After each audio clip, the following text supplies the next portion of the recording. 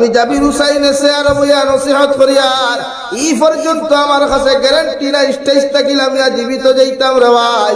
হাজারো মানুষে বইয়া যদি নসিহত শুনে, আপনারাও যত মানুষে বইয়া নসিহত শুনবায় রে ভাই, কোন মানুষের জীবনের শেষ নসিহত হইতে পারে, জীবনের শেষ জলসা হইতে রে ভাই।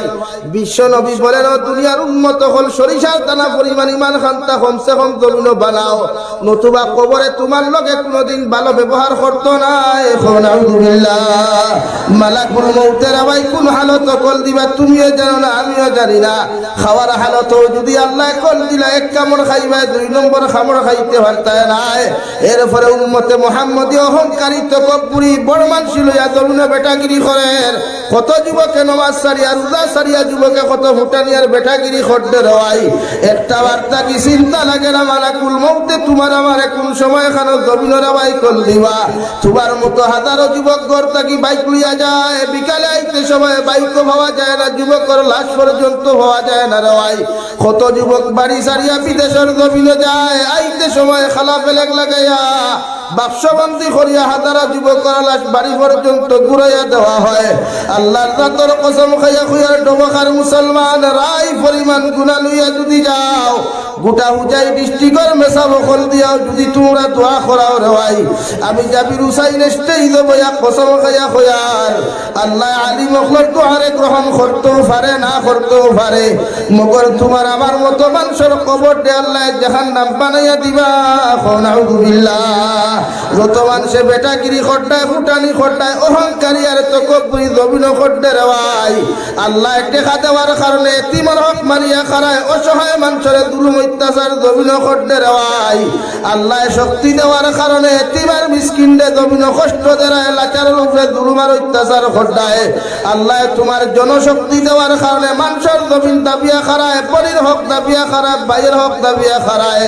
আল্লাহর কসম খাইয়া খুইয়া আর ইতা হক দাবিয়া খাইয়া কোন মানুষ যদি আল্লাহর খানায় কাবা তো তোয়াফ করা যায়, আল্লাহর হজরে আসওয়াদের দ্বারকিয়া যদি হয় আল্লাহ দুনিয়ার সারা গুনাহ লইয়া তোমার সামনা খানো আয়া তোমার কাছে মাফ চাইতে দয়াল, আপনি আমার জীবনের গুনাহ খানাই তুমি মাফ করিয়া দিলাও।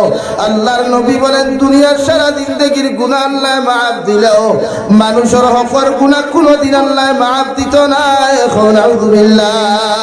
আরে ভাই মেম্বার হইছো, ক্ষমতার বেটাগিরি দেখাইও না, পঞ্চায়েত হইছো, ক্ষমতার বেটাগিরি জমিন দেখাইছ না রে ভাই। তোর মতো হাজারো বড় বড় জালিম খলরে আল্লাহ জমিন হুতাইয়া রাখছে রে ভাই।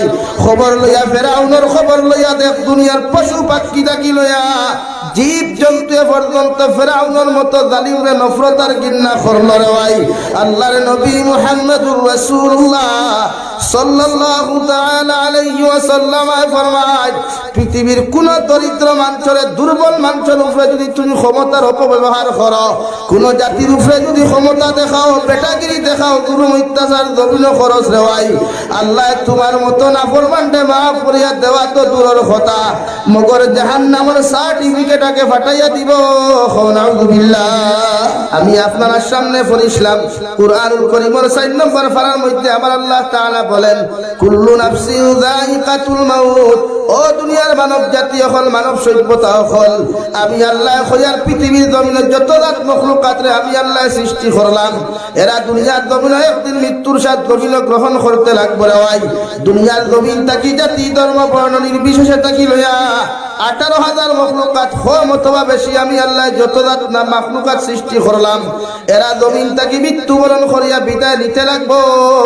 কিনা আল্লাহর নবী মুহাম্মদুর রাসূলুল্লাহ সাল্লাল্লাহু তাআলা আলাইহি ওয়াসাল্লাম আমার সাহাবায়ে কেরাম হল, যারা পরিমাণ গুনাহ লইয়া যদি উম্মতে মুহাম্মদী যদি জমিন থেকে চলে যায়, গোটা ডবখার মেসা বখল যদি তার কবরের দারনিয়াও দোয়া করা রে ভাই, আল্লাহ আলী মখলর দোয়ারে কবুল করতেও পারে, না করতেও পারে, মগর যারা পরিমাণ গুনাহ লইয়া কবর যাওয়ার কারণে আল্লাহ তোমার আমার কবরটা জাহান্নাম বানাইয়া দিব। আলহামদুলিল্লাহ।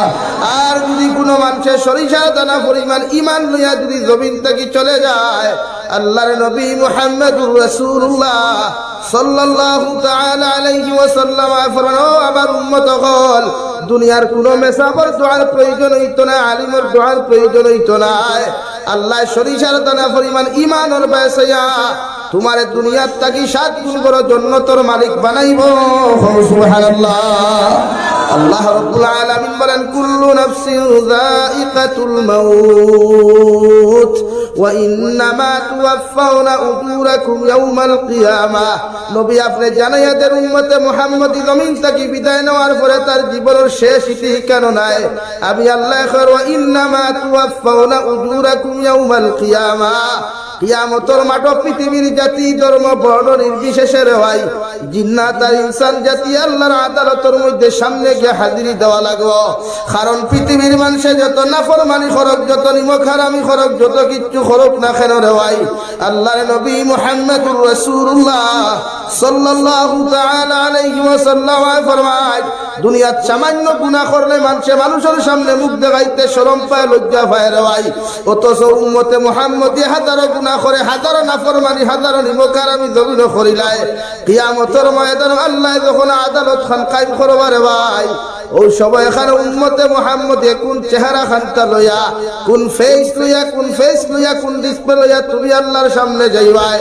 যে আল্লাহ তোমারে জিকির করো দুনিয়ার মানুষ, দুনিয়ার জমিনে আমি আল্লাহ সুন্দর করিয়া হাত দিয়া পাও দিয়া এত সুন্দর মডেল বানাইয়া তোমার মতো মানব জাতির আমি আল্লাহ জমিন নাদিল করিয়া দিলাম। একটা বার্তা হোসেন তোমার জিন্দেগি খানটা তুমি কোন হালতের মধ্যে খাটাইয়া আইছো।